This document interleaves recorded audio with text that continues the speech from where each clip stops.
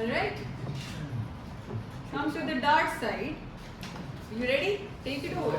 Hello everyone, my name is Moiz. मैंने ज़्यादा कुछ अपने बारे में लिखा नहीं है इधर, मेरे पास टाइम नहीं है ज़्यादा, दिया नहीं है मुझे टाइम एक्चुअली। सो बेसिकली जब हम फिनटेक की बात करते हैं या किसी भी चीज़ की बात करते हैं, किसी एप्लीकेशन में सिक्योरिटी को हम बहुत ज़्यादा नेगलेक्ट करते हैं एज अ डेवलपर। हमारा डेवलपर टेंडेंसी है कि हम सिक्योरिटी को ज़्यादा ना ध्यान देके ज़्यादा हम डेवलपमेंट और फीचर्स ये सारी शिप करने में बहुत ज़्यादा इन्वेस्ट करते हैं। सो हम थोड़ा कॉन्सेप्ट्स के बारे में बात करेंगे, नॉट ज़्यादा कोड पे नहीं जाएंगे, थोड़ा कॉन्सेप्ट के बारे में बात करेंगे जिससे वी शुड नो। मतलब इसमें से बहुत सारी चीज़ें आप यूज़ करते होंगे daily day to day life में, कहीं देखा होगा, कहीं सुना होगा, तो लेकिन हम उसको प्रॉपरली कैसे करें, प्रॉपरली उसको फिनटेक के अंदर कैसे हम काउंट करें और कैसे लाएं, तो थोड़ा उसके रिगार्डिंग डिस्कस करेंगे। सो बेसिकली फिनटेक के अंदर सिक्योरिटी में आपको 4 पॉइंट्स कंसिडर करने रहते हैं। पहले आपका सेंसिटिव इन्फॉर्मेशन जो है, क्लाइंट्स की information, credit cards, debit cards, इन सब की इन्फॉर्मेशन को आपको प्रोटेक्ट करना है। दूसरा है आपको ट्रस्ट बिल्ड करना है। सिक्योरिटी इन द सेंस ऐसा नहीं है कि आपने सिक्योरिटी फीचर्स ऐड कर दिए तो उससे आपका कंप्लीट हो गया एप्लीकेशन। अगर आपको ट्रस्ट नहीं है किसी एप्लीकेशन पे तो आप नहीं उसको यूज़ करोगे। बहुत सारी चॉइसेस है उसकी वजह से। एंड आपको अपने एज ए इंडियन हमारा टेंडेंसी है कि हम पैसे को सबसे ज़्यादा इंपॉर्टेंस देते हैं, और अगर वो हमारा 1 रुपया भी कहीं से गलत जाता है तो वो हम छोड़ देते हैं उसको यूज़ करना। उसके बाद हमें साइबर अटैक से बहुत ज़्यादा लॉसेस होते हैं, हो भी रहे हैं आज और होते भी रहे पास्ट में भी। एंड एक चीज़ बोली थी मैम ने अभी कि NPCI का रेगुलेशंस, तो हमें उसको भी कंप्लाइंट करना रहता है। तो उसके लिए सिक्योरिटी इज़ मच नीडेड। आपको कंप्लाइंट किसी चीज़ से कब कर पाओगे? अगर आपका सिक्योरिटी प्रोटोकॉल्स है, आप उसके रूल्स के अंडर आते हो, आप कौन सा डेटा सेव करते हो, तो वो सारी चीज़ें। सबसे ज़्यादा यूनिक चैलेंजेस है कि फाइनेंशियल डेटा प्राइम टारगेट्स होता है साइबर सिक्योरिटी, जो साइबर क्रिमिनल्स होते हैं उनके लिए। फिर थर्ड पार्टी इंटीग्रेशन करते हो तो वो एक लूप होल क्रिएट करता है आपके एप्लीकेशन से।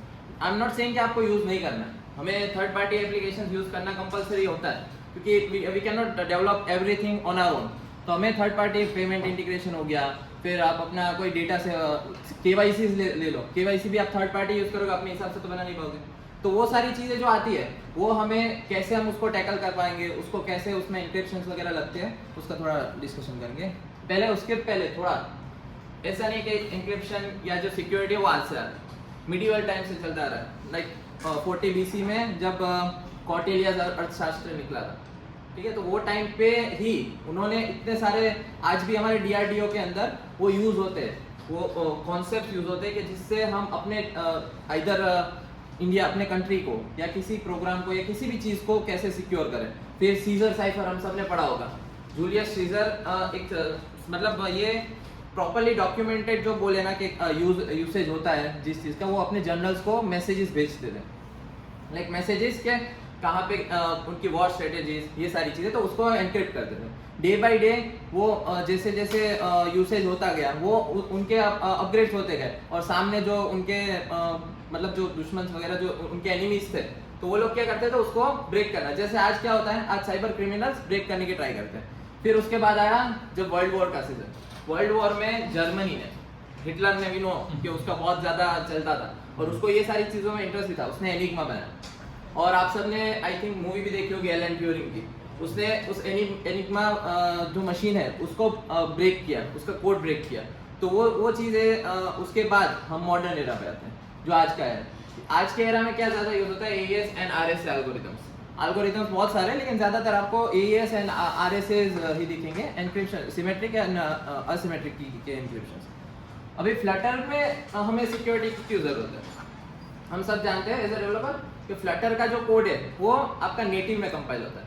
जहाँ पे आप रिएक्ट नेटिव को लोगे तो वो एज अ वेब रेंडर होता है आपके एक कंपाइलर के ऊपर, और फ्लटर जो है वो कम्प्लीटली नेटिव में, एंड्रॉइड में एंड iOS में उसका कन्वर्ट करता है। तो यहाँ पे हमें एक बेनिफिट भी मिलता है, और एक और चीज़ मिलती है कि हमें दो जगह के थ्रेड्स को ध्यान में रख के हमें उसको बिल्ड करना पड़ता है। जो अपना एप्लीकेशन है, एंड्रॉइड के थ्रेड्स हो गए और iOS के थ्रेड्स हो गए। उसके बाद हम फ्लटर में बहुत सारी चीज़ें के रिवर्स इंजीनियरिंग हो सकता है, बिकॉज हम उसको क्या करते हैं नेटिव लेवल पे कोड करते हैं। जो एग्जिस्टिंग एप्लीकेशन है जैसे गिद्रा हो गया, एपीके टूल हो गया आपका, जेडेक्स करके, ये सारे टूल्स है जो रिवर्स इंजीनियरिंग करते हैं। रिवर्स इंजीनियरिंग बेसिकली क्या होता है, आपका एपीके लेते हैं और गूगल प्ले से डाउनलोड करते हैं और उसको रिवर्स इंजीनियरिंग, उसमें क्या उनका फायदा है, आपकी हिडन एपीआई कीज, आपके एंड पॉइंट्स, आपके सर्वर डिटेल्स, आपके सिक्योरिटी डिटेल्स, वल्नरेबिलिटीज, ये सारी चीज़ें वो ग्रैब कर पाते हैं। तो हम थोड़े पहले फ्लटर्स के टिप्स देखेंगे एंड उसके बाद हम थोड़ा डीप टॉपिक्स में जाएंगे। यहाँ पे मैंने ये बनाया है कि आप एक fintech perfect great fintech application किसको बोलते हैं। अगर आपका यूआई है, यूआई यूएक्स पे ध्यान दिया है, आपका एप्लीकेशन स्केलेबल है, साथ में सिक्योरिटी है, इन तीनों को कंबाइन करोगे तो आपकी एक फिनटेक एप्लीकेशन बनेगी। चैट ऐप में वो चीज़ आप नेग्लेक्ट कर सकते हो कि आपने स्केलेबल नहीं बनाया, सिर्फ मुझे चैट ही करवाना है, या सिक्योरिटी नहीं दी किसी और एप्लीकेशन में जहाँ पे मेरा यूआई और स्केलेबल अच्छी चीज़ है, मुझे बस एक कुछ इंफॉर्मेटिव वाला एप्लीकेशन। लेकिन फिनटेक में ये तीनों चीज़ अगर जब वर्क करेगी तो एक प्रॉपर एप्लीकेशन बनेगा।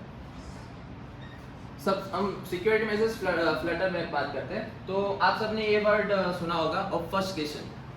थोड़ा हार्ड है, बहुत टाइम मुझे भी नहीं आया, लेकिन थोड़ा गूगल पे प्रैक्टिस किया तो। ऑब्फस्केशन क्या करता है, आपका एक डेटा है, ठीक है, आपका जो डेटा है उसको रिवर्स इंजीनियरिंग, जो हमारा बोलते हैं रिवर्स इंजीनियरिंग टूल्स, उसको और हार्ड कर देता है। रिवर्स इंजीनियरिंग हो सकता है, ऐसा नहीं कि नहीं हो सकता, उसको और हार्ड कर देता है। आप अगर ऑब्फस्केशन यूज नहीं करते तो आपका जो कोड होगा रिवर्स इंजीनियरिंग के बाद वो ऐसा दिखेगा।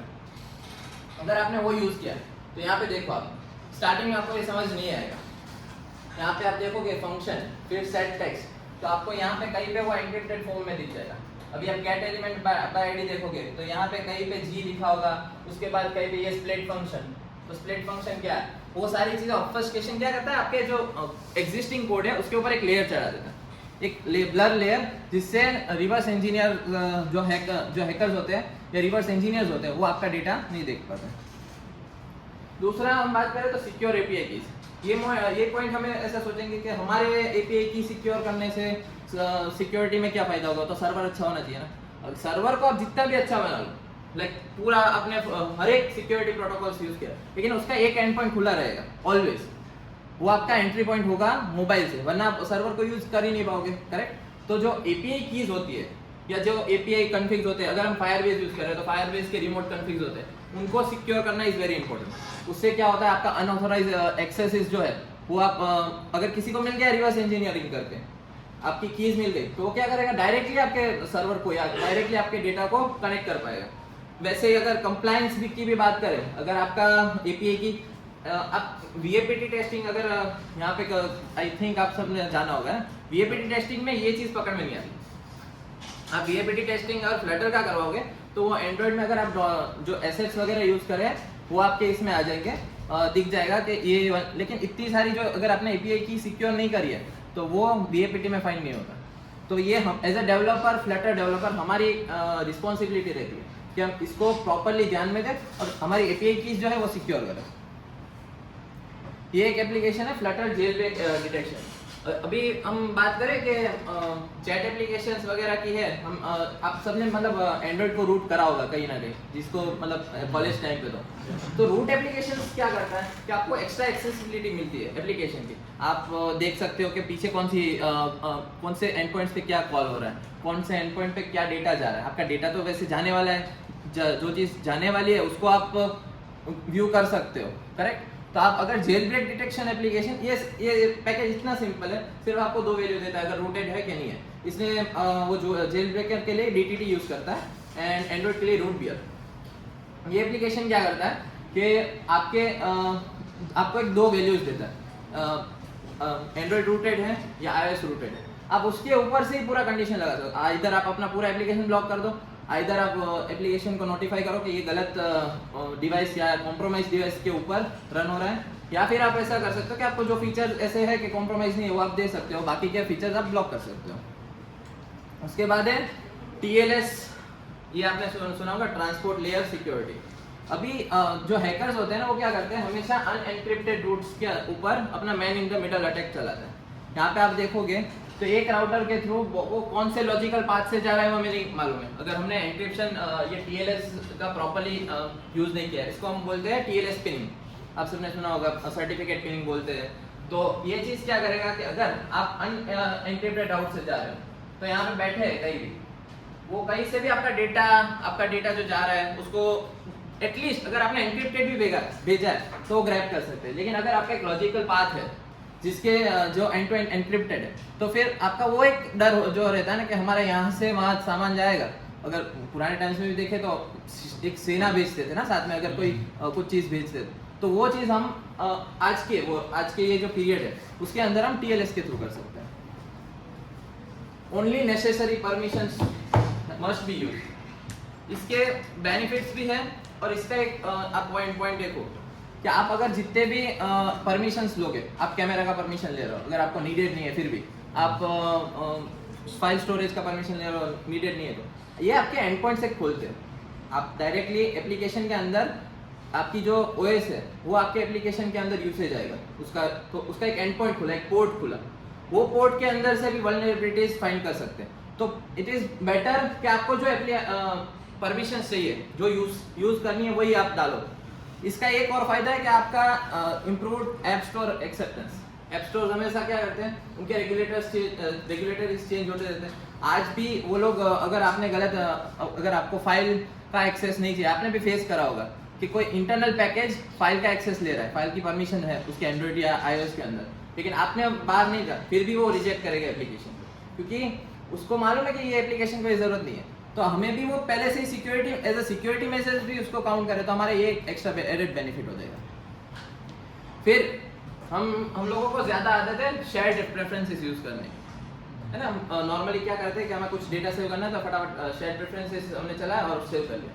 फ्लटर सिक्योर स्टोरेज में एक प्रॉब्लम होता है कि वो थोड़ा एक मिलीसेकंड का डिफरेंस देता है। लेकिन उससे क्या होगा कि जब भी अगर हमारी कोई फाइल्स या हमारा कोई डेटा कोई निकालने की ट्राई कर रहा है मोबाइल से, तो आपका वो एनक्रिप्टेड फॉर्म में रहेगा। तो अगर उसने डेटा निकाल भी लिया तो उसको समझ नहीं पाएगा, क्योंकि फ्लटर सिक्योर पैकेज क्या करता है, खुद से पूरा एनक्रिप्शन वगैरह खुद हैंडल करता है। वो ऐसा नहीं है कि आप उसको कुछ की दे रहे हो, या ये पूरा एकदम ईजी है, शेयर्ड प्रेफरेंसेस जैसा ही है। लेकिन यहाँ पे जो डेटा टेम्परिंग है तो वो जो फायदे हैं वो हमें हटा देता है। शेयर्ड प्रेफरेंसेस का एक और चीज़ है कि वो दोनों लेवल पे एक ही काइंड ऑफ कोड यूज करता है, जहाँ पे फ्लटर सिक्योर पैकेज है वो ये करता है कि वो नेटिव कोड के ऊपर जाता है। नेटिव कोड पे उसने अलग अलग कोड लिखा है। इसके साथ ये सिर्फ हमें जो नॉर्मल डेटा स्टोर करते हैं, अगर हमें अच्छा मतलब हमारा जो डेटाबेस भी स्टोर करना है तो आप हाइव यूज कर सकते हो instead of any SQL flight और या कोई no SQL solution. Hive is a better solution कि जिससे आपका जो डेटा है वो बहुत सिक्योर रहता है। ये एक चीज आपने देखी होगी हर एक फिनटेक एप्लीकेशन से, है ना।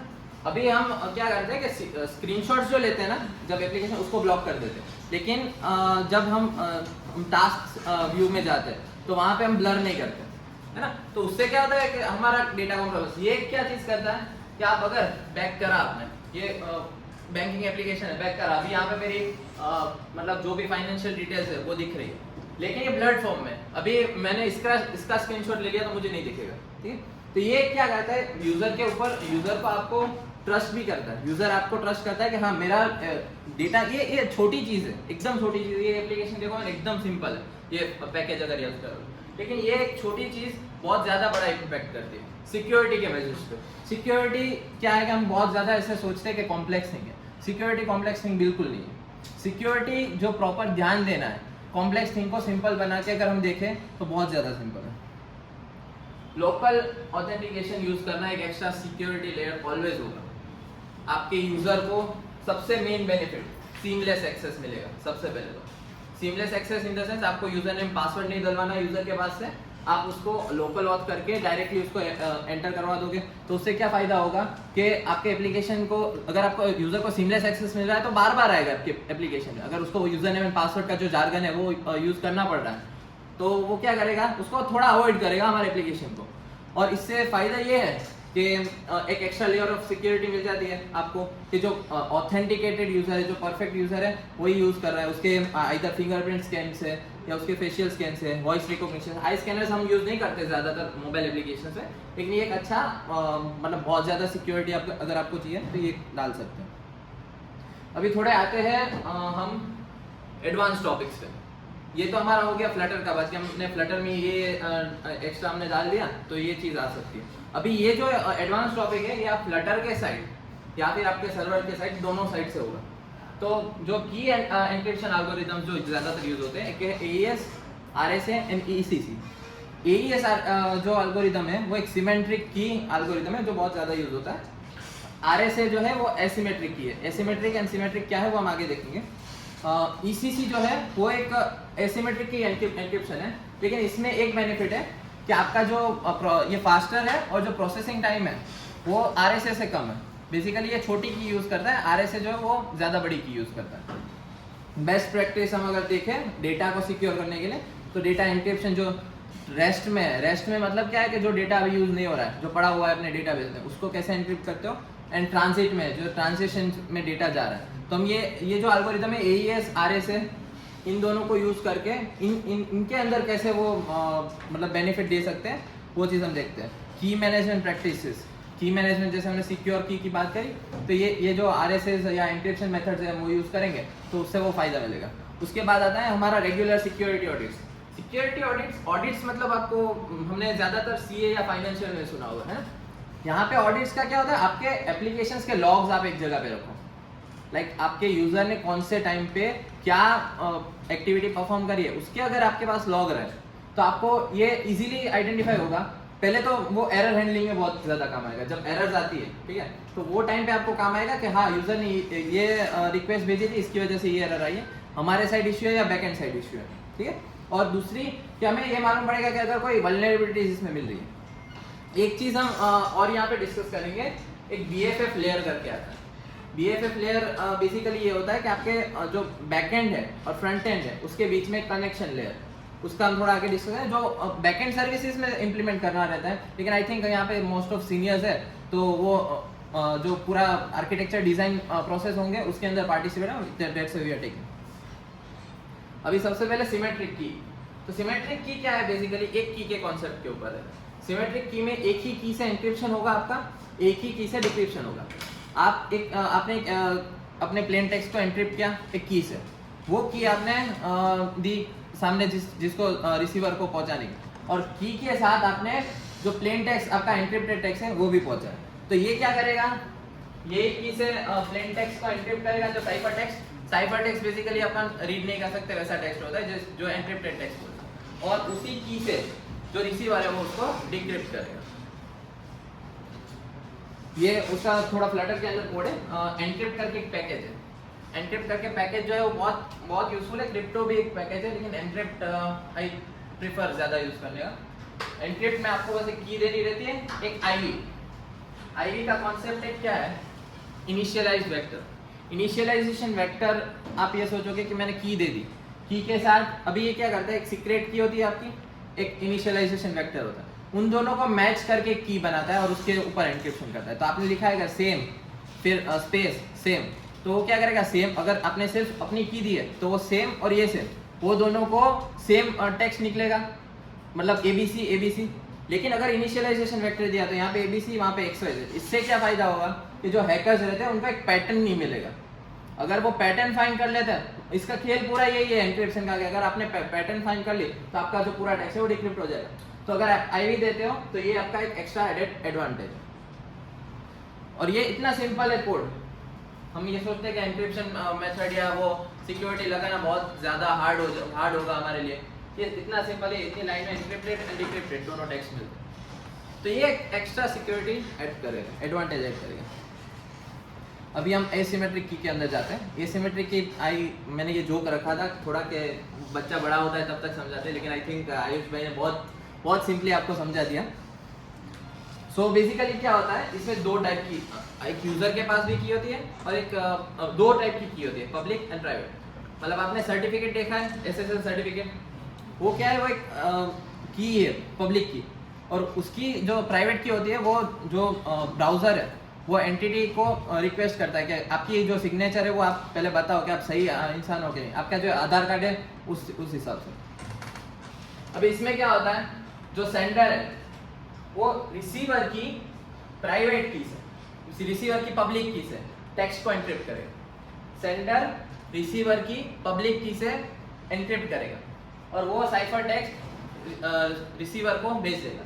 रिसीवर क्या करेगा, उसके पास ये जो पब्लिक की है उसके कॉरस्पॉन्डिंग एक प्राइवेट की रहेगी, और ये प्राइवेट की से इस टेक्स्ट को डिसाइफर करेगा। ये अपना एसिमेट्रिक की कॉन्सेप्ट है। मतलब जो प्राइवेट की सेंडर की है वो इसके पास नहीं होगी, पब्लिक की है जनरली अवेलेबल, लेकिन पब्लिक की से आप सिर्फ ताला बंद कर पाओगे, ताला खोलने की चाबी सिर्फ रिसिपिएंट के पास रहेगी। ये आपका एसिमेट्रिक एन्क्रिप्शन हो गया। इसका भी कोड अगर आप देखोगे एकदम सिंपल है, वही है RS है। ये पॉइंटी कासल एक बहुत अच्छा पैकेज है जो यूसेज आता है। आपकी जब कीज वगैरह होती है तो आप उसको डायरेक्टली यूज नहीं कर सकते। यहाँ पे आप begin certificate and and certificate आपने देखा होगा, तो बिगिन सर्टिफिकेट एंड सर्टिफिकेट जो होता है वो आपको यहाँ पे दोनों जगह पे ऐड करना रहता है। अभी यहाँ ये जो प्राइवेट की है वो आपकी प्राइवेट की है, और ये जो पब्लिक की है वो रिसिपिएंट की पब्लिक की रहेगी। आप इसको एकदम इजीली RS से तो एनक्रिप्ट करके आपकी पब्लिक की प्रोवाइड करी और प्राइवेट की प्रोवाइड करी, उससे एनक्रिप्ट एंड डिक्रिप्ट कर पाओगे। ज्यादा कुछ है नहीं, करेक्ट। जो प्रोसेस है वो पूरा बैकएंड में है, वो ये पैकेज संभाल है, लेकिन ये प्रोसेस इतना छोटा है हमारे कोड में कि वो हमें ज़्यादा टाइम नहीं वेस्ट करवाए, जिससे हमारा एन्क्रिप्शन लेयर बहुत अच्छा है। ये बहुत ज़्यादा इफेक्टिव चीज़ है कि इससे हमारा डेटा यूज़र के पास, अगर किसी के पास पहुंच भी गया तो वो उसको डिक्रिप्ट नहीं कर पाएगा। अभी ये BFF लेयर की बात जो मैंने करी, अभी ज़्यादातर मतलब जो आपका जो बैकग्राउंड है, बैकएंड है, ठीक है, वहाँ पे क्या यूज होता है, micro services architecture. I think आप सबने सुना होगा है। माइक्रो सर्विसेज आर्किटेक्चर क्या होता है, उसके अलग अलग एंड पॉइंट्स रहते हैं हर एक चीज़ के। अभी ये माइक्रो सर्विसेज आर्किटेक्चर को आप जो अपने सर्वर्स है, माइक्रो सर्विसेज है एक उनको आप एक VPC के अंदर प्राइवेट कर सकते हो, ठीक है। और ये आपका जो BFF लेयर है, इसके पास क्या रहेगा, सिर्फ इसका कनेक्शन रहेगा, इसका एक्चुअल डेटा नहीं रहेगा कि वो क्या प्रोसेस करता है, लॉजिक क्या है। ये एक एब्स्ट्रैक्शन लेयर है। ये क्या करेगा कि इसका क्या लॉजिक है वो उसको नहीं जानना है, बस आप जो रिक्वेस्ट भेज रहे हो वो इसको भेज रहे हो, आप जो रिक्वेस्ट भेज रहे हो वो इसको भेज रहे हो। तो ये BFF लेयर अगर आप यूज करते हो तो इससे क्या फायदा होगा, पहले तो अगर आपका मोबाइल एप्लीकेशन कॉम्प्रोमाइज होता है, उसमें एंड पॉइंट्स मिल गए उसको अगर, तो फिर भी वो आपके डायरेक्ट सर्वर को नहीं पहुंच पाएगा, क्योंकि वो एक VPC के अंदर है, virtual private cloud. I think sir को बहुत होगा इसके ऊपर बहुत ज़्यादा। तो ये जो VPC रहेगा वो क्या करेगा, ये सारी चीज़ों को आपके अंदर ही रखेगा। अगर कोई हैकर इसके अंदर ट्राई करता है तो उसको एक फायरवॉल के थ्रू गुजरना पड़ेगा। लेकिन आप अगर कोई ऐसा कॉम्प्रोमाइज सिचुएशन आता तो आप अपना BFF बंद कर सकते हो। अगर आपने BFF भी चेंज कर दिया तो इसका एक एंड पॉइंट चेंज हो, बाकी सारी चीज़ें आपको यहाँ पे कोई कॉम्प्रोमाइजेशन नहीं दिखेगी। ये बहुत ज़्यादा आई थिंक यूज होता है आज। थोड़ा एडवांस टॉपिक्स जो है जैसे क्वांटम सेल्फ क्रिप्टोग्राफी, आपने सुना होगा, आई थिंक मीम्स भी देखे होंगे कि क्वांटम आने के बाद बहुत इजीली आपके जो पब्लिक जो AES एन्क्रिप्शन है, AES पुराना वाला, नॉट लेटेस्ट 256 बिट वाला नहीं, पुराना वाला, वो इजीली क्रैक हो रहा है। और की मतलब जो मिलियंस ऑफ ट्राइज होते हैं, करेक्ट, आपका 12 जितने पासवर्ड आपके बढ़ते हैं उतने मिलियंस ऑफ ट्राइज रहते हैं, तो उसको क्वांटम जो टेक्नोलॉजी आ रही है तो वो इजीली पूरा प्रोसेस कर पाए। लेकिन उससे हम सेफ कैसे करें, पहले ये जीरो ट्रस्ट नेटवर्किंग, कोई भी नेटवर्क हो आपका, कोई भी नेटवर्क, कहीं से भी API आ रही हो या कुछ भी आ रहा हो, ये more of the backend side है, लेकिन कुछ भी आ रहा हो आप उसको लेने नहीं दो। अभी इन 2016 आई थिंक, उससे पहले फिनटेक में इतना सिक्योरिटी का वो बहुत ज़्यादा ध्यान नहीं देते थे। 2016 में क्या हुआ, बांग्लादेश की सेंट्रल बैंक थी जो स्विफ्ट बैंक है ना, उसके साथ कनेक्ट थी। अभी वहाँ पे हैकर्स ने क्या ट्राई करा कि बांग्लादेश की बैंक के अंदर उनको वल्नरेबिलिटीज मिल गई, और वहाँ से उन्होंने बहुत सारी अराउंड 1 बिलियन तक कुछ रिक्वेस्ट करा। बहुत सारी रिक्वेस्ट डिलीट हो गई, लेकिन फिर भी हैकर ने 101 मिलियन इतना अमाउंट डॉलर में ग्रैब कर लिया। उसके बाद जो हाइप आई है सिक्योरिटी की फिनटेक में, वो उसके बाद आई है, क्योंकि वो बहुत बड़ा अमाउंट था और बहुत ज़्यादा बड़ा सिक्योरिटी ब्रीच हम बोल सकते हैं। छोटे छोटे अमाउंट्स तो अलग चीज़ है, लेकिन एक साथ इतना बड़ा अमाउंट जो है वो एक बहुत ज़्यादा था। तो उसकी वजह से जीरो ट्रस्ट नेटवर्किंग एक कॉन्सेप्ट आया। फिर मशीन लर्निंग वगैरह यूज़ कर सकते हैं हम, बायोमेट्रिक ऑथेंटिकेशन में भी एडवांसमेंट आ रहा है। अभी हम जब RSA क्रिप्टो सिस्टम की बात करते हैं ना, तो क्वांटम कंप्यूटर्स ये कहता है कि मैं जा रहा हूँ, क्योंकि वो बहुत ज़्यादा बड़ा कॉम्पिटिशनल टास्क है जो वो क्वांटम कंप्यूटिंग पावर भी अभी नहीं कर पा रहा। ये एक पहले हम डेटा देख लेते हैं। आप लोगों ने किसी ने KYC इम्प्लीमेंट करा है, CKYC या आधार KYC करा है ना, तो ये ऐसा कुछ देखा होगा आपने इम्प्लीमेंटेशन। क्योंकि ये क्या है कि ये एक डेटा है, आपका डेटा आपका सिमेट्रिक की hash timestamp and request ID. अभी आपका जो पूरा चीज है ये दोनों के ऊपर है। इसमें आप क्या करते हो, AES एंड RSA, एसिमेट्रिक की एंड सिमेट्रिक की, इन दोनों का कॉम्बिनेशन बना के एन्क्रिप्शन करते हो। इसमें क्या होगा, सबसे पहले आपने 256 के बिट की एक प्राइवेट की जनरेट करी, उससे आपने अपना डेटा एन्क्रिप्ट करा। डेटा एन्क्रिप्ट करने के बाद उसको बेस 64 स्ट्रिंग में आपने कन्वर्ट करा। फिर आपने एक हैश जनरेट करा, जो हमने उसमें देखा था, जो हैश की वैल्यू अगर चेंज होती है, अगर वैल्यू में कुछ चेंज होता है तो हैश की वैल्यू पूरी चेंज होता है। तो एक हैश जनरेट करा और उसको भी हमने सिमेट्रिक की से एनकोड कर दिया, एन्क्रिप्ट कर दिया। उसके बाद जो हमारा एन्क्रिप्शन की है उसको हमने RSA वाला जो लॉजिक है पब्लिक की से हमने एन्क्रिप्शन करा। उसके बाद उस एन्क्रिप्शन को भी हमने बेस 64 एन्क्रिप्टेड कर दिया और हमने जो रिक्वेस्ट पैरामीटर हमारे जो सारे थे वो हमें मतलब एक KYC एजेंट को, समझ लो KYC एजेंट को भेजा। डेटा आपका किससे एन्क्रिप्टेड है, एक सिमेट्रिक की से। आपका सिमेट्रिक की किससे एन्क्रिप्टेड है, एक RSA एल्गोरिथम से, एसिमेट्रिक की से। तो आपका सिमेट्रिक की जब तक डिक्रिप्ट नहीं होगा तब तक ये डिक्रिप्ट नहीं होने वाला। अगर इसमें कुछ यहाँ से एक भी कैरेक्टर हट गया तो आपका हैश बता देगा कि ये यहाँ पे इश्यू है। तो ये एक बहुत ज़्यादा सेफ, क्वांटम सेफ क्रिप्टोग्राफी हम इसको बोल सकते हैं। और ये टेक्निक बहुत ज़्यादा यूज़ हो रही है। CKYC ले लो, कोई भी KYC के अंदर ले लो। सो बेसिकली अगर आपने बहुत ज़्यादा सिक्योरिटी कर लिया अपने अंदर, लेकिन फिर ये इस चीज़ से आप नहीं बच पाओगे कि $5 की अगर वो ब्रांच लेके आपको मारना है तो फिर आप पासवर्ड दे दें, वो बेटर चीज़ है। कंप्लायंस एंड लीगल कंसिडरेशंस, तो बेसिकली ये हमारे कुछ प्रोटोकॉल्स हैं जो हमें कंप्लायंट मतलब करने पड़ते हैं according to government of India जब आप फिनटेक के डोमेन के अंदर स्पेसिफिक जाते हैं। तो ये कुछ पेमेंट के लिए है, ये डेटा प्रोटेक्शन के लिए, और ये भी डेटा प्रोटेक्शन के लिए है। कंप्लायंस ये रहता है कि आप अपना जो रिक्वायर्ड सिक्योरिटी मेजर्स है उसको कंप्लायंट रहो, रेगुलर सिक्योरिटी ऑडिट्स रहे आपके पास, एंड आपका जो यूजर का डेटा है वो प्राइवेट रहे। और यहाँ पे एक वर्ड है कंसेंट, यूजर के पास से कंसेंट आपका हो कि आपका जो डेटा है उसको आप एनक्रिप्ट कर रहे हो, आप कैसे यूज कर रहे हो उसका। अगर आपका डेटा कोई और थर्ड पार्टी मतलब जो है, अगर आपने किसी को अपना APIs दिया है रजिस्ट्री बना के, तो वो भी अगर यूज कर रहे हैं तो आप उसका कंसेंट करो। या थैंक यू। अगर किसी को कनेक्ट करना है लेकिन